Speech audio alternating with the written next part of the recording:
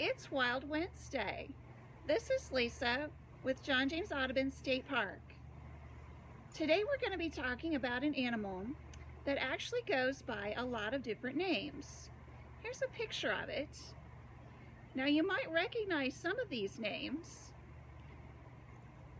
This is a land beaver, a whistle pig, a woodchuck, and a groundhog. Officially, it's a woodchuck, but most of us tend to call this animal a groundhog. Now, it's not related to hogs. It's actually one of the largest ground squirrels, related to a creature called a marmot. The groundhog is an edge species, which means it likes to live in a wooded area, but right on the edge of the woods where it would join a field or a meadow. Now, I'm sure you've heard that saying, how much wood would a woodchuck chuck if a woodchuck could chuck wood? Well, they actually do chew on tree bark, but they're not actually like a beaver. They won't fell a tree. However, they are vegetarians, and that's one of the reasons why they like to live on the edge of a forest. They like to come out into that field where there's plenty of clover and dandelions and other soft plants. Sometimes groundhogs also will take up residence pretty close to our homes, especially if there's a field with a fence row that could provide shelter or a building close to a garden. They might end up burrowing under an outbuilding or taking a major chunk out of someone's vegetable garden. So they can be a little bit of a nuisance. Groundhogs dig a pretty complex underground burrow system, which will have several entrances. This is one of the burrow entrances that they go in and out of. Underneath, there's a lot of tunnels which have been created, and alongside those tunnels, they create chambers. There will be a chamber for nesting to raise their kits, a chamber that they might hibernate in to get through the winter. They also might have a chamber for hoarding food, and even a chamber set aside as a bathroom. Here's another entrance, this one about 20 feet from the other.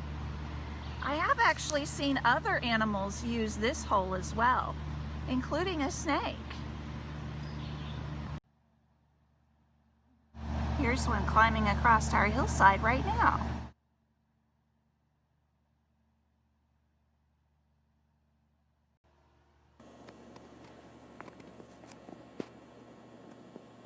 They're actually pretty good at climbing logs and going up a tree. They're even good swimmers.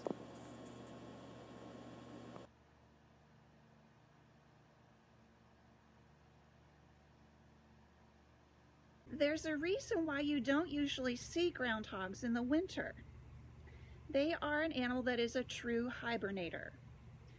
Depending on where you are, usually around October, the groundhog will seek out its underground chamber to commence its long winter sleep. Now, it's not really sleeping though. You can't awaken it because its body actually undergoes some transformations. For instance, their body temperature drops from 99 degrees Fahrenheit down to about 40.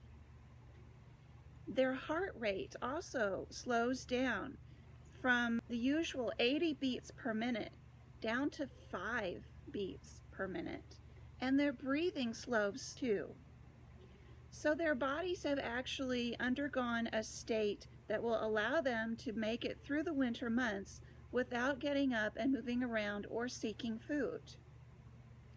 They live off of the fat reserves that have been stored up in their body from their late summer and fall feeding.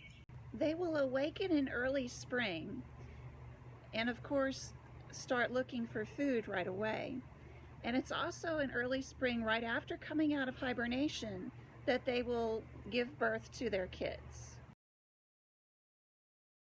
Usually they'll have 2 to 4 babies, and those babies will stay with the mom for about 2 months until they're on their own. Most of the time you would think that wildlife is pretty predictable, but I've found that there's always something unexpected, and that's the case here at Audubon Park too. We discovered something about our resident groundhog.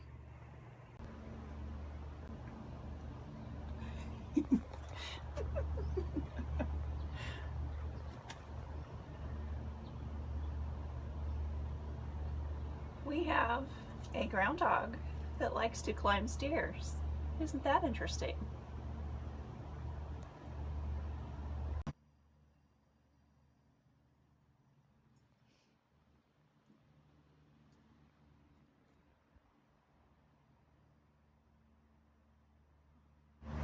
He was pretty good at going up.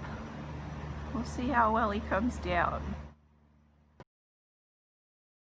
Oh, there he comes.